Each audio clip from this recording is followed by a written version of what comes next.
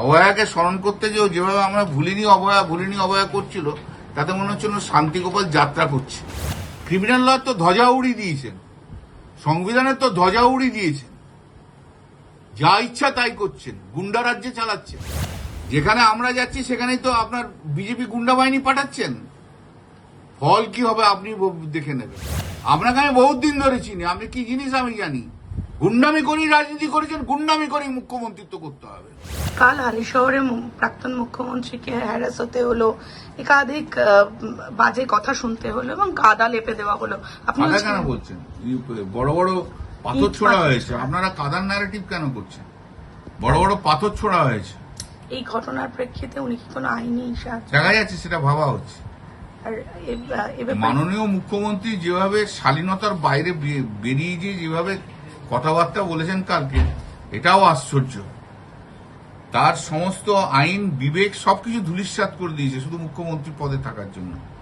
আইনটার তো একদম যাতা করে দিয়েছে। একদম ওনার মুখ্যমন্ত্রীর আশীর্বাদে পশ্চিমবাংলা গুন্ডা রাজ্যে পরিণত হয়েছে, একদম গুন্ডা রাজ্যে পরিণত হয়েছে। কিছু করার নেই। দেখেছেন কালকে মাননীয় মুখ্যমন্ত্রী বলিনি অভয়া করে চিৎকার করছিলেন। এত বড় ড্রামাবাজ হয়ে গেছেন উনি, এ ভাবা যায় না। এই শান্তিগোপালের যাত্রা মনে হচ্ছিল আমার। অভয়াকে স্মরণ করতে যেভাবে আমরা ভুলিনি অভয়া করছিল, তাতে মনে হচ্ছিল শান্তিগোপাল যাত্রা করছে।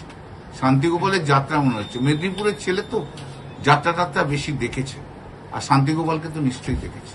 তো মমতা ব্যানার্জি সরকার যখন কম্পেনসেশন দিত 10 লক্ষ টাকা 5 লক্ষ টাকা, তখন তো বলতো দান করছে, সবাইকে কিনছেন।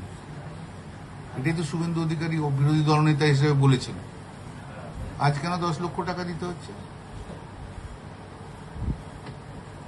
আর ভিকটিমকে একদম নিজের কাছে চাকরিতে রাখলেন কেন? ভিকটিমকে কেনার জন্য? ক্রিমিনাল কেসের ইনভেস্টিগেশন শুরু হবে, ভিকটিমকে সঙ্গে সঙ্গে আপনারা নিজের কাছে রাখছেন কেন? নবান্নে হাতের আঙিনার মধ্যে যাতে কেউ না কথা বলতে পারে।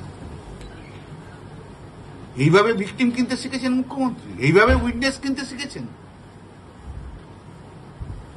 ক্রিমিনাল ল তো ধ্বজা উড়িয়ে দিয়েছেন, সংবিধানের তো ধ্বজা উড়িয়ে দিয়েছেন, যা ইচ্ছা তাই করছেন, গুন্ডা রাজ্যে চালাচ্ছেন। ভাবা যায় পশ্চিমবাংলায় এরকম একটা মুখ্যমন্ত্রী? মনে রাখবেন, আপনি মুখ্যমন্ত্রী, আপনি ওই কাঁথির বিজেপির কর্মী নন। শালীনতা মেনটেন করে কথা বলুন। আর জানেন না অলরেডি 3 মাসের মধ্যে আপনার কোথায় গ্র্যাপ পড়ে গেছে, আপনার জানেন না। আপনি যেখানে আমরা যাচ্ছি সেখানেই তো আপনার বিজেপি গুন্ডা বাহিনী পাঠাচ্ছেন। ফল কি হবে আপনি দেখে নেবেন। 3 মাসের মধ্যে আপনার গ্র্যাপ পড়ে গেছে পশ্চিমবাংলায়। আপনাকে আমি বলে দিলাম, আপনি আমাকে খুন করাতে পারেন আমি জানি। আপনি আমাকে আবার বিজেপি লোকদের দিয়ে আপনি আবার মারধর করাবেন, সেটাও আমি জানি। আপনি কি জিনিস আমি তো জানি। আপনাকে আমি বহুত দিন ধরে চিনি, আপনি কি জিনিস আমি জানি। গুন্ডামি করি রাজনীতি করেছেন, গুন্ডামি করি মুখ্যমন্ত্রিত্ব করতে হবে, সব জানি আমি। কিন্তু বাংলার মানুষ আপনাকে ছাড়বে না, এইটুকু জেনে রাখুন। আপনি যত গুন্ডামি করবেন, বাংলার মানুষ তত আপনার বিরুদ্ধে যাবে।